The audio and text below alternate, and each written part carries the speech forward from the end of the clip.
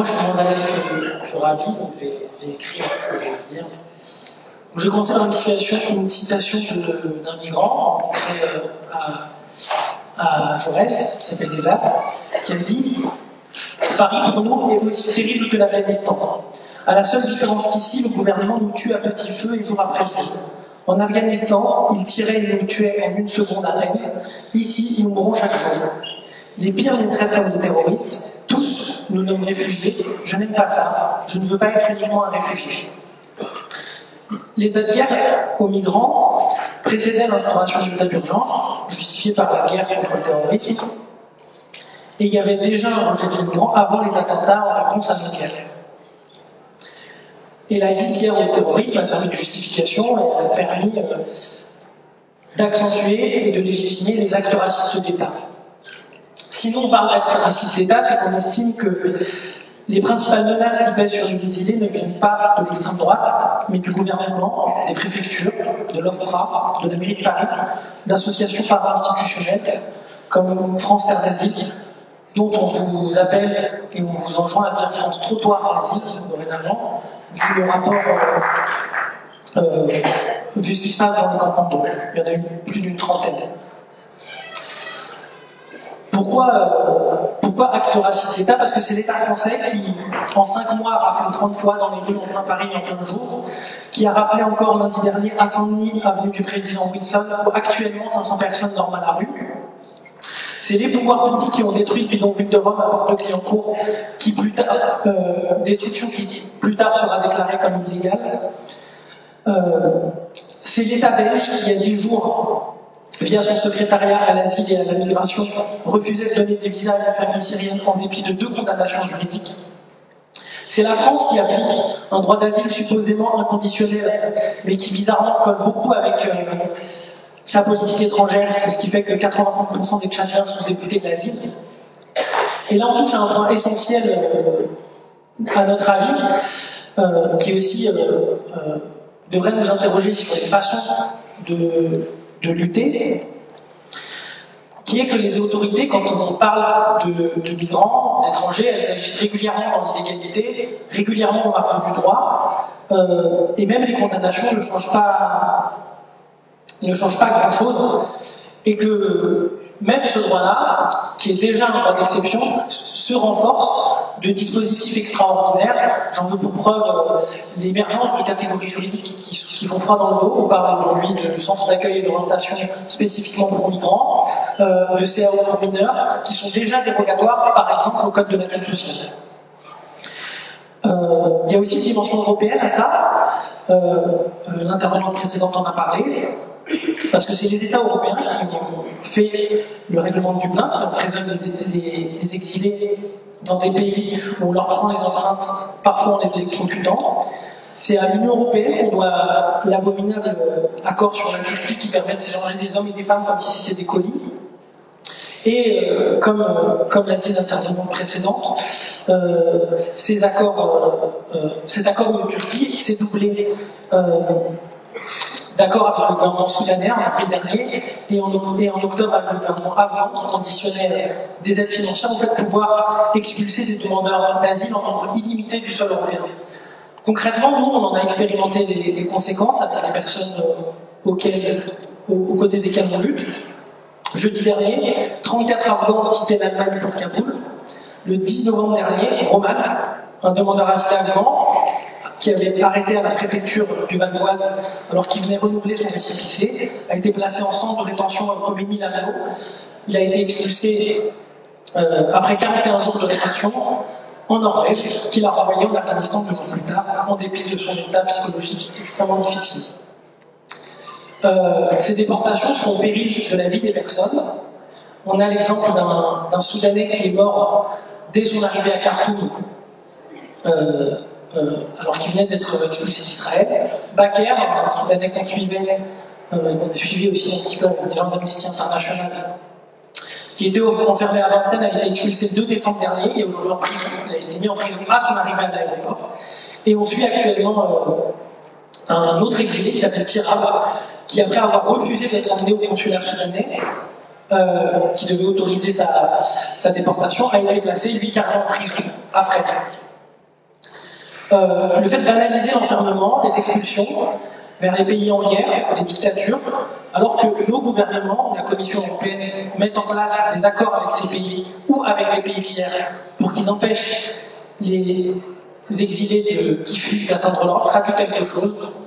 Et on ne peut pas penser aux mots d'Aimé Césaire qui disait qu'une civilisation qui ruse avec ses principes est une civilisation moribonde, qu'une civilisation qui choisit de fermer les yeux à ses problèmes les plus cruciaux est une civilisation atteinte. Et tout ça, ça traduit une politique de relégation, d'invisibilisation, et aussi un rapport au monde. Un rapport au monde parce que expulser des gens qui comptent pas, loin, partout, ça traduit un monde qu'on se représente que comme un objet diplomatique ou financier, qui a plus grand chose d'une réalité concrète, et ça nous pose une question, enfin deux questions en l'occurrence. Par exemple, à l'heure où tout le monde pleure on verse des larmes de crocodile sur Alep, qu'est-ce qu'Alep a encore de tangible en Europe ou en France, et quelle légitimité a l'Europe ou la France pour parler d'Alep et de Mossoul? On en vient donc à la question de fond, qui consiste à savoir est-ce que parler d'islamophobie suffit à qualifier ce qui se passe. Alors bien sûr on en trouve, hein, on a eu des exemples avec ce que disait Rabi, mais ce qu'on pense c'est que l'islamophobie, à la fois le terme et les pratiques, n'épuisent pas la racialisation, la pénalisation et surtout la déshumanisation, qui permet par exemple de faire rentrer des chiens et la police dans des foyers de travailleurs immigrés sans papier dans le 18e arrondissement, qui fait que partout, à chaque démantèlement de campement qu'on appelle évacuation, alors que c'est un mot qui appartient au vocabulaire militaire ou associé de la déchetterie, et ben on voit des policiers se battre pour mettre des masques chirurgicaux, des gants chirurgicaux que tout le monde trouve normal, qui est des housses sur les sièges des bus qui embarquent les gens, et que les campements sont appelés en langage technocratique des abcès de fixation. C'est aussi cette altarisation radicale qui permet de poser des grillages partout sous le pont du métro aérien, de fermer des toilettes et des points d'eau, comme le fait la mairie de Paris. Alors qu'au même moment, en plein été, il y avait sur Twitter des alertes de la préfecture de police qui invitaient les gens à s'hydrater et à boire. Pendant la destruction du bidonville de Calais, il y a eu pas mal de journalistes pour relayer Fabienne Duchiot, qui est préfète, et qui déclarait sur BFM, je cite, qu'il y a des traditions de la population migrante qui font qu'ils détruisent leur habitat avant de partir. C'est ce qui faisait qu'il y avait un incendie. On a trouvé beaucoup d'éditorialistes pour reléguer que les migrants venaient des pays où il y avait des terroristes qui prenaient la route, que les terroristes, eux, prenaient la route, les migrants, et on a eu la fin de cet amalgame quand, le 5 août, après une rafle, on nous a expliqué, la rafle avait lieu dans la queue de France Terre d'Asile, que finalement on cherchait un terroriste et du coup il fallait exécuter la rafle. Plus grave encore, le racisme institutionnel, la violence systémique se manifeste par le fait de dénier les caractères de sujets parlants et pensants aux exilés, et c'est aussi ce qui justifie que une des tâches qu'on s'assigne en tant que collectif, c'est d'abord de rendre la parole aux premiers concernés. C'est la lutte qui a fait que c'était légitime de poser la question en ces termes pour les catégories populaires, pour les femmes voilées.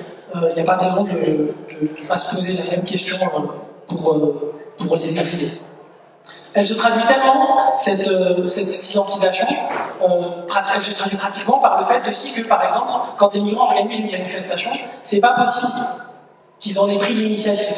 Ils sont forcément activés, là en l'occurrence c'était par nous. On en a eu aussi une autre illustration quand par exemple on demande un rendez-vous et qu'on dit qu'on ne se rendra pas au rendez-vous avec les autorités si des exilés qui sont les premiers concernés s'expriment, et à ce moment-là on nous oppose souvent une fin de non-recevoir. Et c'est sans doute ça qui explique que les 16 morts depuis le début de l'année à la frontière franco-britannique et les 4226 morts au 11 décembre dernier n'ont pas de nom. C'est sans doute ça qui a justifié et qui justifie qu'il se soit immédiatement transformé en statistique anonyme.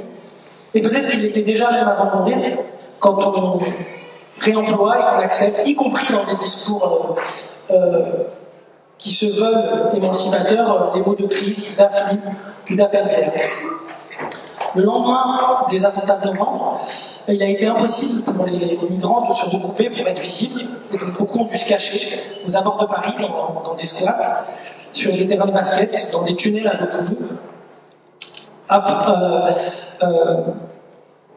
Après le 9 novembre, suite à un procès, on est 35 à être poursuivis pour délit de solidarité un peu partout en France. Il nous a expliqué qu'il fallait absolument nous condamner parce qu'il y avait eu l'attentat de Nice. Lors d'une manifestation, alors que je marchais avec une élue verte, elle m'a posé la question de savoir s'il y avait des prédicateurs d'islam radical dans les campements. Alors je lui ai expliqué qu'il y avait beaucoup d'évangélistes, mais qu'elle n'avait pas posé beaucoup. Elle n'avait pas, visiblement, elle ne voyait pas. Je vais conclure. Mais comme l'a dit Rami, cette forme de racisme peut être aussi bien plus insidieuse.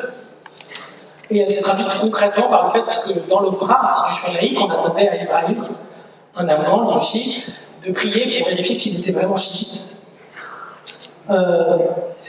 Et pourtant, et c'est ça la conclusion, pourtant, depuis 1 an et demi, il y a des gens ordinaires qui se rencontrent, et ces rencontres, elles permettent de lutter et de résister pratiquement à l'extrême droite, qu'elle soit candidate aux primaires socialistes ou aux républicains ou au Front National. Elles permettent de décoloniser l'imaginaire, elles permettent de mettre en question notre politique étrangère. Et au discours qui nous parle du terrorisme, il y a un exilé qui disait le 31 octobre, on est ici pour vivre en paix, on est pacifiste, on est 1000 personnes ici dans la rue. Si chacun de nous jetait une pierre, on aurait pu détruire tous les cars et tout ce qui est autour. Mais on est pacifiste, on veut seulement nos droits, on vient de pays cultivés. Et les gens qui écrasent nos tentes sont des incultes et des sauvages. On est des migrants, pas des terroristes. Indépendamment des conditions très difficiles, il s'est toujours trouvé des gens pour faire à bouffer ensemble. Et pour, avant, après, pendant le ramadan, respecter ceux qui jeûnaient. Lors des rafles, il s'est toujours trouvé des gens pour faire face ensemble à la police, pour refuser qu'on constitue une population comme un ennemi intérieur. Et c'est ce qui justifiera que on continuera à ouvrir des bâtiments vides, parce qu'il n'y a pas à mourir de froid, parce qu'on n'a pas la même couleur de peau. C'est pour ça qu'on continuera à essayer d'envahir des aéroports ou à se rassembler devant des centres de rétention juste qui ferment, parce que c'est nos actes qui feront changer leur politique. Omar et beaucoup d'autres veulent plus être des migrants, et Zat et Madina veulent plus être qu'un réfugié, de la même manière que moi, j'ai pas envie simplement d'être un musulman. Et c'est justement se rencontrer et se battre qui nous donnera la possibilité d'être ce qu'on veut devenir. Ça peut vous paraître impossible, mais on a la détermination du poète, Nazim Hikmet, qui écrivait « Nous avons pris la route des montagnes, et montagne après montagne, nous les avons franchies. » Merci.